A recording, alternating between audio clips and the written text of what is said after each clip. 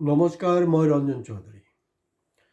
মুখ্যমন্ত্ৰী ডাঙৰীয়া চেক বিতৰণ কৰি আছে আৰু তেওঁৰ শেহতীয়াকৈ যোনটো কৈছে সেই কথাটো হ'লগৈ মানে এইটো অনুদান নহয়, মানে মহিলাৰ প্ৰতি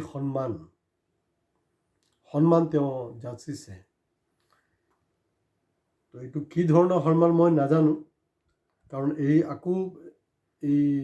13 তাৰিখে হেৰিয়ে ল'ব, 1000 কোটি টকাৰ আকৌ ঋণ ল'ব, মানে কাৰোবাৰ পৰা ভিক লৈ আন কাৰোবাক ভিক দি আছে। এইবিলাক ভিকহে হয়, এইবিলাক কোনো অনুদান নহয়।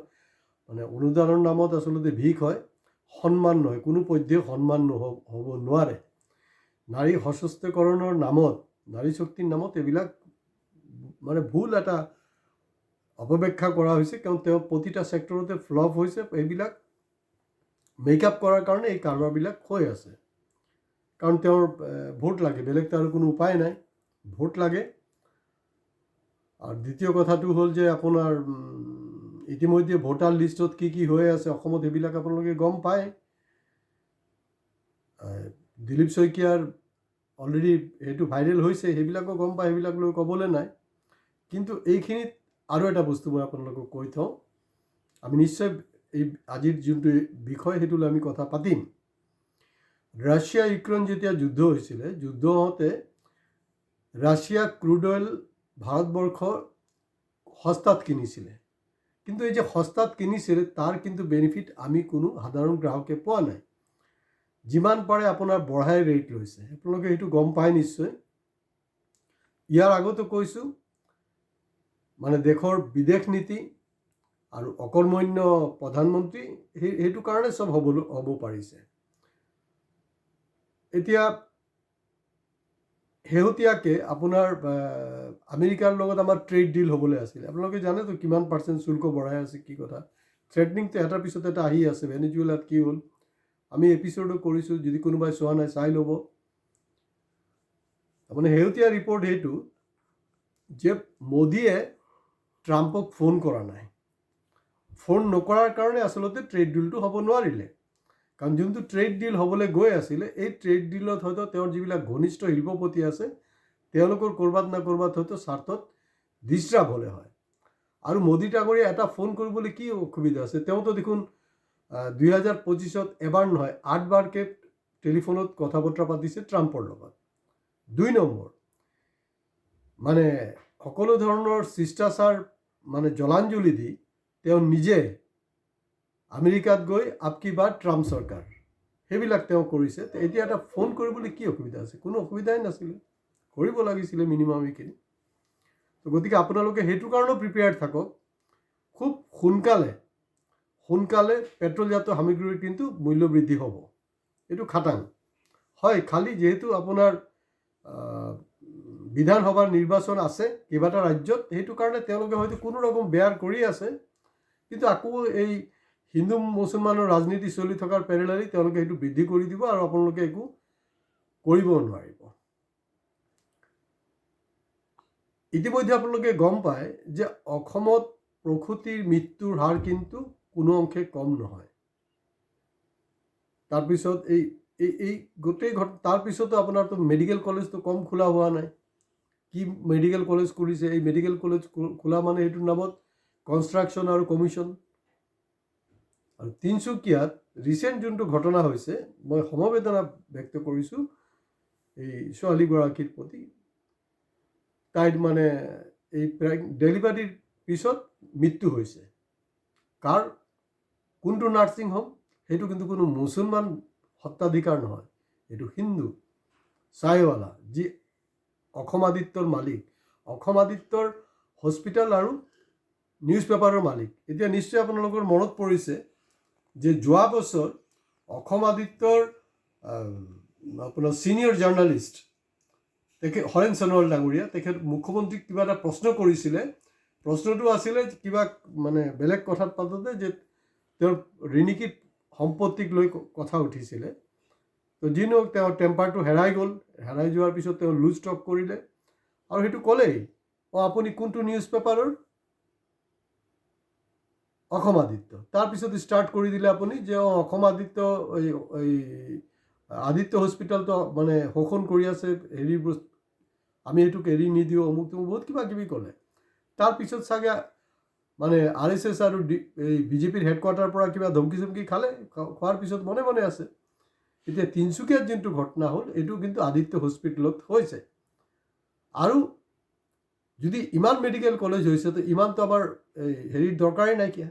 তিনিচুকীয়াৰ জিলাতে আপোনাৰ মাকুমত মেডিকেল কলেজ কৰিছে।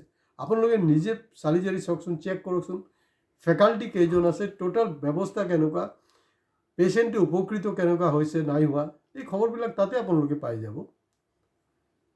আৰু ডিব্ৰুগড় মেডিকেল কলেজৰ ক্ষেত্ৰতো ছেইম। ডিব্ৰুগড় মেডিকেল কলেজত আপুনি আজি অত বছৰ BJP নহয় কংগ্ৰেছৰ আমলৰ পৰা স্বাস্থ্যমন্ত্ৰী হৈ আছে, স্বাস্থ্যমন্ত্ৰী হৈ থকা স্বত্বেও আপুনি তাততো নাৰ্ছিং হোমত কোনো নাকি লগাব পৰা নাই, তেনেকৈ যেনেকৈ আছিলে সেনেকৈ চলি আছে। তো গতিকে এই সব যে কৰি আছে এই কথা বতৰাবিলাক ঠিক হোৱা নাই।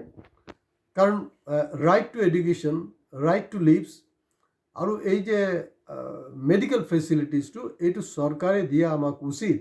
এইটো আমাৰ কৃপা নহয়, এইটো কৃপা নহয়, এইটো আমি এইটোৰ হকদাৰ, আমাক দিব লাগিব, কিন্তু দিয়া হোৱা নাই। তো গতিকে এটা বস্তু মই বুজি পোৱা নাই, এই শ্বাহিৱালাক যাক নেকি ইণ্ডিয়াৰ আটাইতকৈ পাৱাৰফুল মানুহে কৈছিলে তাক নাকি লগাব লাগিব, আমি কিবা ব্যৱস্থা লৈ আছোঁ, ক'ত কিটাত ব্যৱস্থা ল'লে? আৰু ইণ্ডিয়াৰ আটাইতকৈ মানে পাৱাৰফুল মানুহজন এই যে আমাৰ মৰাণ সম্প্ৰদায়ৰ যে ছোৱালী এগৰাকী মৰিলে ভূমিপুত্ৰ, ক'ত কি সমবেদনা আছে? এতিয়া তেওঁৰ পৰিয়ালৰ পৰা দাবী কৰা হৈছে 1 কোটি টকা। কিন্তু মই এইটোৰ পক্ষপাতী নহয়, কাৰণ এই ছোৱালীগৰাকী কিন্তু মৃত্যু হ'ব আৰু তাৰ 1 কোটি টকা দাবীটো যথেষ্ট নহয়। প্ৰথম হ'ল যে আপোনাৰ গোটেই ব্যৱস্থাটো ঠিক কৰিব লাগিব, নহ'লে তেনেকুৱাকৈ আৰু মহিলাৰ প্ৰসূতিৰ এই সময়ছোৱাত আগে পিছে কিন্তু মৃত্যু হ'ব। গতিকে এণ্টায়াৰ ছিষ্টেমত মানে আপোনাৰ স্বাস্থ্য বিভাগৰ বিফলতা সেইটো কাৰণে হ'ব পাৰিছে। গতিকে ৰাইজ এই যে মেডিকেল এডুকেশ্যন এইবিলাকৰ যে আমি প্ৰাইভেটাইজেশ্যনৰ এগেইনষ্টত মই ইয়াৰ আগতো কৈছোঁ, সেইটোৰ এগেইনষ্টত অসমীয়া যদি মাৰ বান্ধি নুঠে তেতিয়া কিন্তু মুস্কিল আছে, কোনো বচাব নোৱাৰে।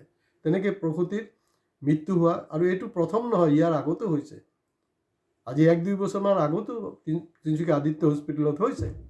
আৰু তাৰপিছত বিলৰ নামত কি হৈ আছে, কি ধৰণে লুণ্ঠন কৰি আছে চব জানে আপোনালোকে। জনাৰ পিছতো দেখা গৈছে যে হেল্থ আৰু এডুকেশ্যন যোনটো আমাৰ বেচিক ৰাইটছ সেইটোক দিনে দিনে আপোনাৰ প্ৰাইভেটত দিয়া হৈছে, তাৰ ৰিজাল্ট হ'লগৈ সেইটো। কিন্তু এই মুহূৰ্তলৈকে যিহেতু হিমন্ত বিশ্ব শৰ্মা ডাঙৰীয়াক নাকি লগাব পৰা নাই, হয় এইটো বন্ধ কৰিছে, এইবিলাক সাময়িক, এটা এনকুৱাৰী দিছে, এইবিলাকো মানে সাময়িক বেপাৰ, আকৌ খুলি যাব। আমি দেখিছোঁ ন কিমান পেট্ৰল পাম্পত ব্লক কৰি দিয়ে, লক লগাই আকৌ খুলি দিয়ে, এইবিলাকতো হৈয়ে আছে। তো গতিকে এইটো ধাৰাবাহিকভাৱে এই ধৰণে এটা হ'ব নোৱাৰে। আৰু মহিলাসকল, বাইদেউসকল, মই এটাই ৰিকুৱেষ্ট কৰিম, এই যে চেক লওঁতে যে আপোনালোকে যে হুলস্থুল লগাই, চেক নহয়, আপোনালোকৰ অধিকাৰ যোনটো সেইটো কৰিব লাগিব। আৰু মুখ্যমন্ত্ৰীক সেই কথাটো আপোনালোকে প্ৰত্যুত্তৰ দিব লাগে। তেওঁ কৈছে যে যিসকল আপোনাৰ এই মানে নিযুক্তি হৈছে, ৰিচেণ্টলি যিবিলাক নিযুক্তি হৈছে, তেওঁলোকক কৈছে যে সোনকালে বিয়া পাতিব লাগে আৰু বাচ্চা পয়দা কৰিব লাগে। আৰে আপুনি 3টা বাচ্চা পয়দা কৰিছিলে নেকি? সেইটো কোৱাৰ আপোনাৰ অধিকাৰ নাই নহয়। এইটো কেনেকৈ কৰিব? তাৰ পোহপালটো কোনে কৰিব? সেইটো চৰকাৰে দায়িত্ব ল'ব নেকি?